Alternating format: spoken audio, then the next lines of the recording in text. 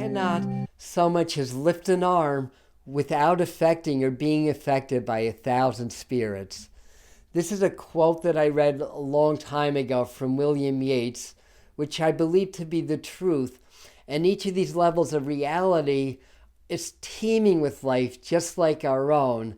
And each plane of existence exists beings, spirit guides, ready, willing, and able to assist you in your earth walk. In this video, I'm going to share with you 5 different types of spirit guides, who they are, what they're here for, how they can help you. And at the end of the video, I'm going to share with you some very simple, powerful techniques you can use to start accessing, connecting with them, and allowing them to work with you and for you in your life. So if you're excited, give this video a thumbs up, and let's dive right on in. Hi, Adam here of the Medium channel, where we bring you the spirituality behind the message to help you awaken. So let's get right into this. Level number 1. That is our deceased loved ones. When we cross over, we leave our bodies and we go into a different bandwidth of energy. So the spirit world coexists with the physical, and many people, even people who are not mediums like myself, get signs or feel the other side. Primarily, those in the spirit world are here to teach us to lose the fear of dying, because when we lose the fear of dying, we lose the fear of living. Then we start to live our life with a lot more courage and a lot more purpose. And as far as the spiritual path goes, every time that you have an elevation or an ascension, it's a symbolic death or rebirth experience. So if you are afraid of dying, then you're afraid of change, and then you're afraid of growth, and it's not going to happen. So our loved ones on the other side that come to us with so much love and so much joy to help us to heal from our loss and to grieve, but also to teach us this valuable lesson: there is no death. Level number 2, I call these guides the familiar guides. These are spirit guides that may be people that you knew in other lifetimes, members of your soul family, and they come to help you with your personal growth and evolution in this lifetime. So your personal guides are your personal advisors that you can work with and talk to and get messages from in how to handle affairs in your life.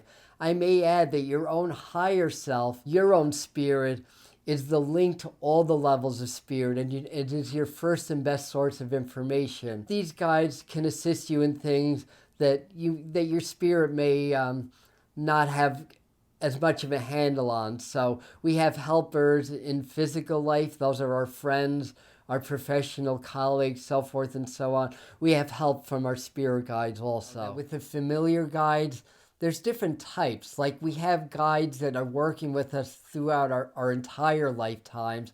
And again, people from our soul family that have evolved to a certain point where they don't come back to physical bodies, but they help us in our growth and evolution. And then there's guides you may attract based on something that you're doing in your life. Like, for example, if you're decided to write a book, you might attract Samuel Clemens or maybe Edgar Allan Poe if it's a horror book. Guide type number 3 are our animal totems, our animal spirits. Many of the indigenous cultures throughout the world, including the Native Americans, have observed the behaviors of animals and been able to learn valuable lessons of their own nature through that observation.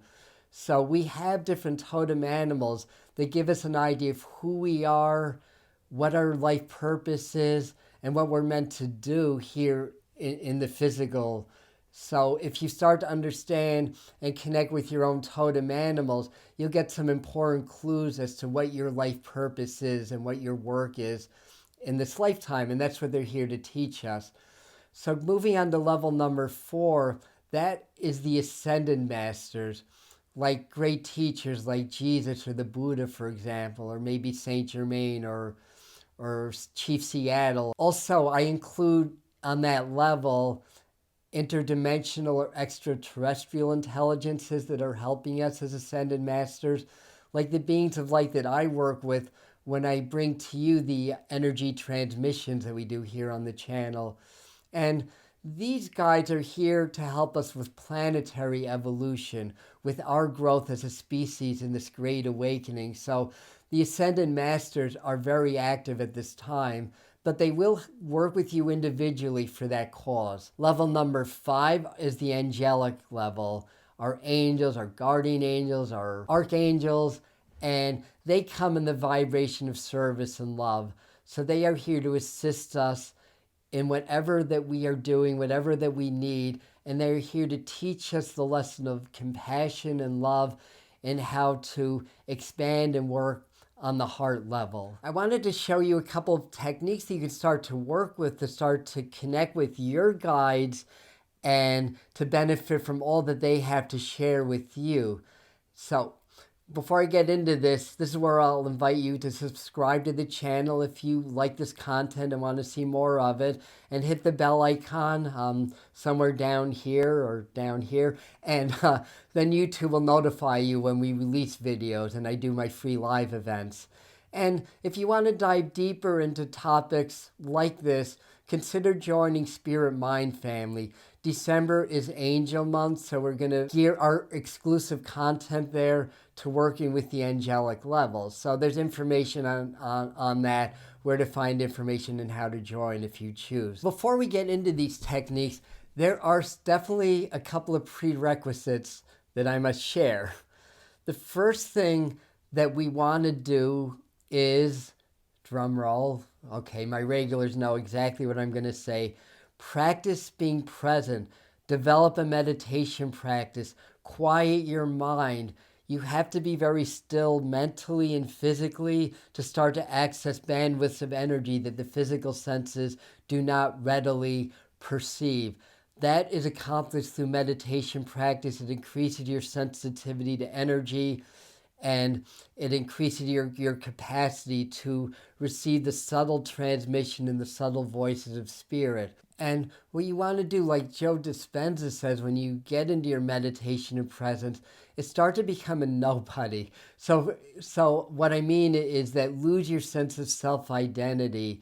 Like, I'm not Adam, I'm not a medium, I'm energy, I'm spirit, I'm one with source, I'm one with God.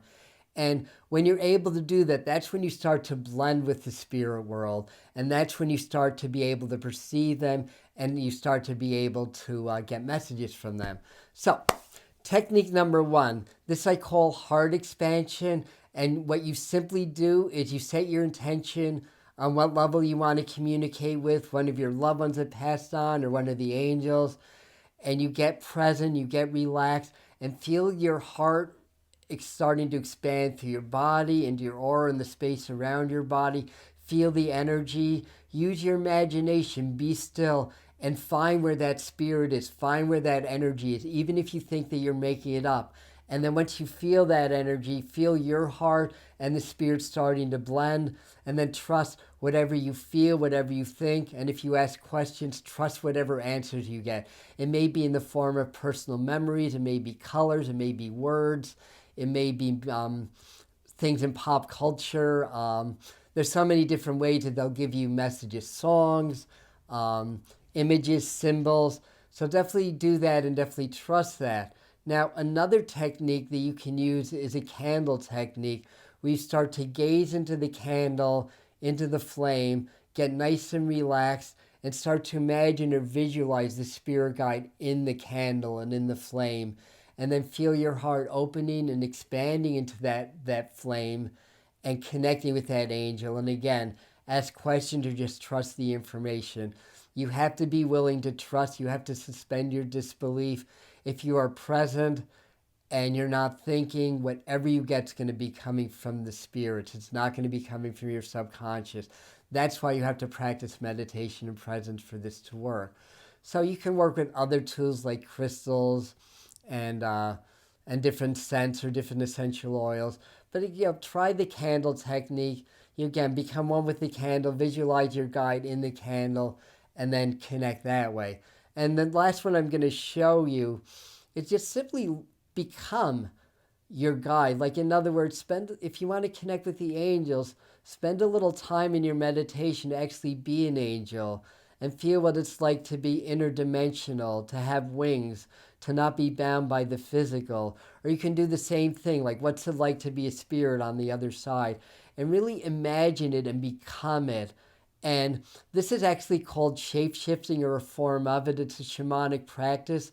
Like when the shamans want to communicate with animals or get to know their animal guides, they shapeshift into that animal and for all intents and purposes become that animal. It's helped me in my work, so I'm sharing it with you. So literally become your spirit guide, become what it's like to be a spirit guide. And then from there, you can incorporate either of the other techniques or work with your own, or you can also do guided meditations, which we have plenty on the channel. But I think that gives you a lot to work with. So if you want to dive deeper into how to communicate and work with spirit guides, check out this video here or maybe over here. And thank you for watching, and I'll see you in the next video.